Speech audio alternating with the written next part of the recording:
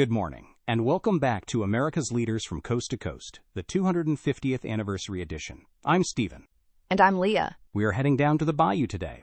We are going to southwest Louisiana, Acadiana. This is the land of crawfish boils, Zydeco music, and arguably the most intense personality in the United States Congress. We are profiling Republican Representative Clay Higgins of Louisiana's 3rd District. Stephen, usually when we introduce a congressman, we talk about their law degree or their time on the city council. With Clay Higgins, we have to talk about his previous life as an internet celebrity. Before he was Congressman Higgins, he was the Cajun John Wayne. He was a captain and the public information officer for the St. Landry Parish Sheriff's Office. And he started making these Crime Stoppers videos that were, they were cinematic. They were terrifying. I remember watching them. He wouldn't just say, "We are looking for a suspect." He would look right into the lens, in full SWAT gear, and say things like, "Son, we are going to hunt you. You can't hide from the light of justice. Pack a lunch, because it's going to be a long day." It was part sermon, part action movie. The internet went absolutely wild for it. He got millions of views. It made him a folk hero in Louisiana, because he sounded like the ultimate tough-on-crime sheriff. But that fame actually led to the end of his police career. In 2016, he made a video about a local gang called the Gremlins. He called them animals and heathens. The ACLU and some local leaders said he went too far, that it was dehumanizing. His sheriff told him to tone it down. Higgins refused. He famously stood on the steps of the courthouse, resigned his commission, and said, "I will not kneel." That phrase, "I will not kneel," became his campaign slogan. He ran for Congress basically on the momentum of that resignation speech, and he crushed it. So he gets to Washington, and he doesn't change his style at all. He treats a congressional hearing like an interrogation room. Exactly. He is currently on the House Oversight Committee, and he chairs the Subcommittee on Federal Law Enforcement. When he questions a witness, whether it's the FBI director or a tech CEO, he speaks in these very cryptic, heavy metaphors. He talks about ghost buses and deep state conspiracies. He is extremely suspicious of federal power, which is ironic because he was a federal agent. He served as a military police officer in the Army.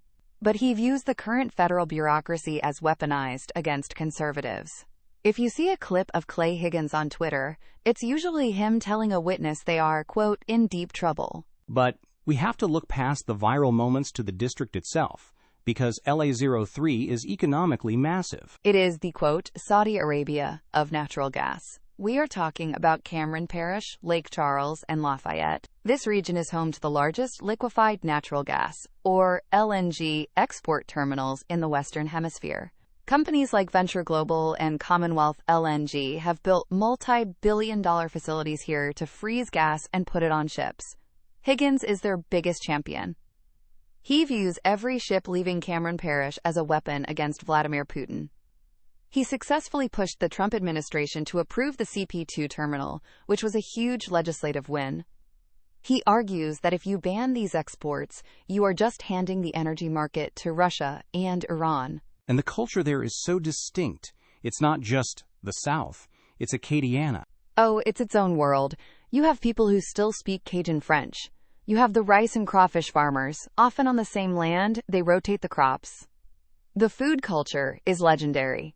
But it is also a region that gets battered by hurricanes. Hurricane Laura, Hurricane Ida. These storms devastated Lake Charles. So Higgins spends a huge amount of time fighting for dredging and Army Corps of Engineers projects. He wants to deepen the channels so the energy ships can get out, but also build up the coast to stop the storm surge. It's a constant battle against nature. He recently made a big move by leaving the Homeland Security Committee. Why did he do that?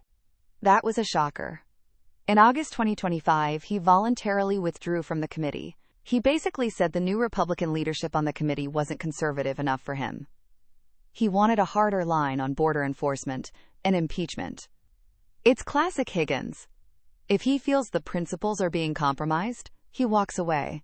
He'd rather be a lone wolf on the Oversight Committee than go along to get along on Homeland Security. He is the Cajun John Wayne who refuses to be directed. And frankly, his constituents love him for it. They didn't send a diplomat to Washington, they sent an enforcer. That is our profile for Louisiana's 3rd. Stay tuned for our next profile. Please note, AI assists in the creation of this podcast from pointedwords.com. And remember, better pointed words than pointed swords.